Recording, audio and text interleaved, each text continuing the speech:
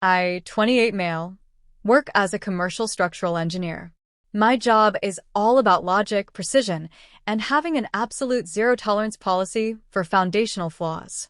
I always try to apply those same rules to my life and finances, but I totally missed the massive red flags in my own relationship. Girlfriend, 27 female, worked in high-end retail. The job gave her a sweet discount on designer clothes, but definitely didn't pay nearly enough to fund the luxury lifestyle she felt she was inherently entitled to. We had been dating for a year and a half. The first year was actually pretty great. She was charming, always meticulously put together, and knew exactly how to work a room. But right around our one-year mark, things shifted. She moved into this upscale downtown apartment. Her name was on the lease, but somehow, the unspoken expectation fell entirely on me to cover the $3,000 monthly rent. She spun it as an investment in our future, telling me she was saving her own paychecks to start an exclusive boutique styling business. My salary could easily handle the hit, so I foolishly paid it. From there, the demands just kept creeping up. First, it was the rent. Then she decided she needed to be an authorized user on my premium travel credit card so she could book our flights for a vacation we never actually took. Instead, the card started racking up charges for pricey dinners with her friends, luxury skincare, and random spa days. Whenever I brought up the spending, she'd play the innocence card, claiming she thought I wanted my partner to look and feel her absolute best. The real breaking point happened on a rainy Thursday evening. I was sitting at her kitchen island, running the numbers on my laptop for my quarterly taxes. She walked in, dropped a glossy dealership brochure on the marble counter, and tapped her perfectly manicured nail on a picture of a brand new, fully loaded foreign SUV. She casually informed me that her current sedan was embarrassing and she needed the SUV to be taken seriously by her future styling clients.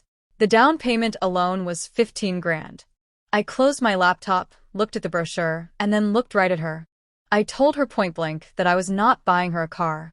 I explained I was already funding 90% of her life, and the bank of me was officially closed. I also let her know the authorized credit card was being locked the very next morning. Her expression just hardened. The charming girlfriend act vanished instantly, replaced by this incredibly cold, arrogant stare. She crossed her arms, leaned against the counter, and delivered a line I will never forget. "You're looking at this all wrong. I'm the prize here. You should feel lucky I even let you take care of me. There are 5 guys in my phone right now who would buy that car tomorrow just for the privilege of taking me to dinner." I just stared at her. I didn't yell or argue. I just sat there processing the sheer, unfiltered entitlement radiating off her. It clicked right then that I wasn't a partner to her. I was just a wallet with a pulse. I grabbed my laptop and my jacket, stood up, and said, "I'm cashing out." She scoffed, rolling her eyes as she turned around to pour a glass of wine. "Whatever. Call me when you stop being dramatic." I walked out the door and didn't look back. I drove straight to my house, logged into my banking portal, and canceled the auto-pay for her rent. I instantly terminated her authorized user status on all my credit cards and blocked her number, her socials, and her email. I just completely vanished from her life. For 3 weeks, it was absolute radio silence. I was really enjoying the peace, and my bank account was finally healing. Then, out of nowhere on a random Tuesday, a text slipped through on this old messaging app one almost never used. It was from girlfriend.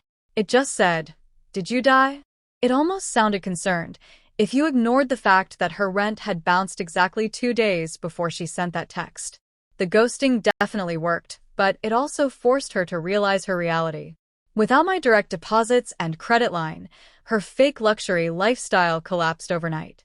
When I ignored that text and deleted the app entirely, her entitlement turned into pure desperation.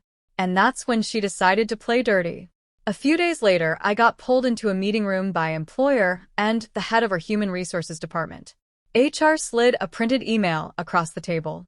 Girlfriend had sent it directly to the corporate public inbox, flagged for management. She accused me of financial abuse, claiming I locked her out of our joint accounts, stole her jewelry, and was actively trying to ruin her credit out of pure spite. She actually demanded employer garnish my wages and send the money directly to her, so she wouldn't get evicted. Employer, who had known me for 6 years, honestly looked amused. HR just asked if I was involved in any legal proceedings they needed to know about. I explained it was a volatile breakup, there were 0 joint accounts, and she was trying to extort me. HR nodded, shredded the email right there, and told me to secure my personal data. Her next move was way more dangerous. Because she spent so much time at my place, she had memorized my social security number and mother's maiden name. She called my primary bank, managed to bypass the automated security questions using my info, and tried to authorize a wire transfer of 10 grand to her own account. She told the bank representative that she was my wife, that I was hospitalized in a coma, and she was my emergency proxy handling my medical bills. Luckily, the bank flagged it because it was an unusually large transfer initiated from an unrecognized device. They froze everything. I spent 4 hours sitting in bank manager's office the next morning sorting it out. Bank manager was incredibly thorough. We pulled every single transaction from the last 6 months to make sure nothing else was compromised. That was when we found the anomaly. Hidden among her authorized credit card purchases were these recurring ACH transfers. $2,500 was leaving my secondary checking account on the 15th of every single month, authorized via an old electronic signature of mine. The destination was an LLC registered in a neighboring state with a vague name like Apex Styling Solutions. I had always assumed it was just a vendor for that boutique business she was supposedly building. I pulled out my phone right there and searched the state's corporate registry for the LLC. The registered agent wasn't her. It was ex-boyfriend.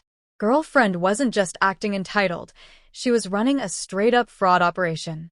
She was using my money to live her lavish life, and behind my back, she was siphoning cash directly to ex-boyfriend using fake invoices for a styling company that didn't even exist. They were basically treating my checking account like their own personal trust fund. I didn't feel sad at all. I just felt this intense, laser-focused clarity. The so-called prize who told me I should feel lucky was actively embezzling from me. I had bank manager print and certify physical copies of every transfer, every invoice, and the IP logs of the devices that set up the ACH transfers. I didn't try to contact her to scream or argue. I went straight to lawyer. Lawyer is a former prosecutor who deals with civil litigation and financial recovery. He took one look at the certified bank documents, the LLC registration, and the rejected wire transfer notes and confirmed my suspicions. The credit card usage was technically legal since I authorized her, but the ACH transfers were blatant forgery, and calling the bank to impersonate my wife for a wire transfer was straight-up federal wire fraud. Lawyers set up a flawless trap. The goal wasn't just to get the money back. It was to make sure girlfriend and ex-boyfriend faced the absolute maximum consequences for what they did. But before we could even set the trap, girlfriend escalated things one last time. She actually showed up at my office building. She walked right past the reception desk and stood in the main lobby, demanding to see me. When the security guard told her to keep her voice down, she started sobbing loudly, putting on this massive victim act. She yelled that I was a deadbeat who abandoned her, that I was illegally evicting her, and that I owed her for the time she wasted on me. I stepped out of the elevator, and the whole lobby went dead silent. She looked at me with this triumphant little smirk hiding right behind her fake tears. She marched up, pointed her finger at my chest, and started making demands. She told me I owed her for the apartment, and that I was going to turn my credit cards back on right that second, or she was going straight to the police to tell them I hit her. I didn't flinch. I just reached into my wallet, pulled out lawyer's heavy stock business card, handed it to her, and spoke loudly enough for the lobby security cameras to pick up the audio. I told her any further communication would go through my attorney, and if she didn't leave the building right then, security was going to arrest her for trespassing. I turned around, walked back into the elevator, and let the doors close on her stunned face. The very next Monday, lawyer sent a vaguely worded letter to both girlfriend and ex-boyfriend. He invited them to a mediation session to discuss a financial settlement regarding the dissolution of the relationship and shared living expenses. They totally took the bait. Their egos were so massive they actually convinced themselves I was giving in because I was scared of her public scenes and fake police threats. The meeting took place in Lawyer's downtown conference room. I sat on one side of the huge oak table with Lawyer right next to me. At exactly 2 o'clock, girlfriend strutted in wearing a $2,000 jacket I had paid for. Ex-boyfriend was right behind her, trying to look tough. He was wearing a ridiculously expensive watch, which was probably bought with the money stolen from my secondary checking account. They sat down. Girlfriend leaned forward, oozing this entirely unearned confidence. She smiled this condescending smile and said she was glad I finally came to my senses.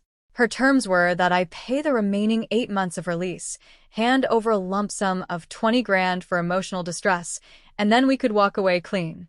She literally called it the price of admission for having her in my life. Ex-boyfriend nodded and chimed in, telling me it was a fair deal and that I didn't want things to get ugly in court. Lawyer didn't even acknowledge their demands. He just slid this thick, black binder across the polished wood table. He looked right at them, his voice completely flat, and said we weren't there to negotiate anything. We were there to provide a courtesy notification regarding their imminent criminal liability. Girlfriend's smirk dropped instantly. She stared at the binder like it was a bomb. Lawyer opened it and went straight to the first tab. He pointed his pen at ex-boyfriend and explained it was a certified record of 14 unauthorized ACH transfers totaling exactly 35 grand, moved from my account to an LLC registered in his name. He flipped to the next page, pointed the pen at girlfriend, and showed them the bank's IP logs proving the transfers were set up from her downtown apartment's Wi-Fi. Then he flipped to the last page. It was the audio transcript and notes from the bank's fraud department, documenting exactly how she unlawfully impersonated my wife to try and wire another 10 grand while claiming I was in a coma. The silence in that room was heavy. All the color washed right out of girlfriend's face. Ex-boyfriend shifted in his chair, suddenly looking incredibly small. Lawyer casually folded his hands and explained that in our state, stealing over $30,000 is felony grand theft and impersonating someone to the bank is identity fraud. He let them know I wasn't going to bother with a civil lawsuit because he had already handed the entire binder over to the district attorney's office the day before. Total panic set in. Girlfriend started stammering, looking frantically at ex-boyfriend, begging him to tell Lawyer it was a mistake and reminding him that he promised the LLC was untraceable. Ex-boyfriend stood up, so fast his chair practically tipped over. He completely ignored her, looked desperately at Lawyer, and claimed he had no idea the money was stolen. He swore she told him it was her savings, and then he immediately offered to cooperate with the DA and testify against her to save himself. He threw her under the bus in record time. Girlfriend just lost it.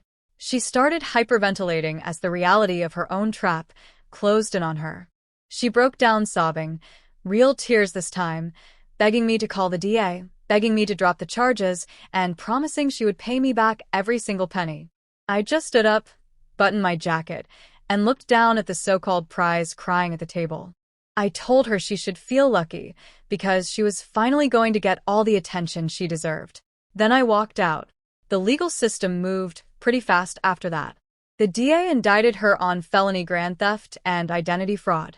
Ex-boyfriend coughed up the 35 grand from the LLC account almost immediately to get a non-prosecution agreement for himself. Girlfriend's mother and father, who originally thought I was the bad guy in the breakup, refused to pay a dime for her defense attorney once they saw the actual evidence. She ended up with a public defender. Looking at a potential 5-year prison sentence, she had no choice but to take a plea deal. The terms were rough. She pled guilty to a lesser felony charge, got 3 years of strictly monitored probation, had to pay restitution for the bank investigation fees, and was hit with 500 hours of community service. Because she now has a financial fraud felony on her record, she was instantly fired from her fancy retail job, and her landlord kicked her out. Today, she lives in mother's tiny guest room.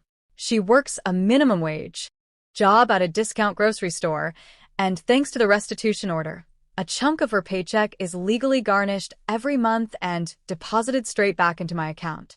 She really thought she could make up all the rules, completely forgetting she wasn't the one who owned the board. If you want more tips on how to legally dismantle a leech, hit subscribe because it's the only thing here that's actually free.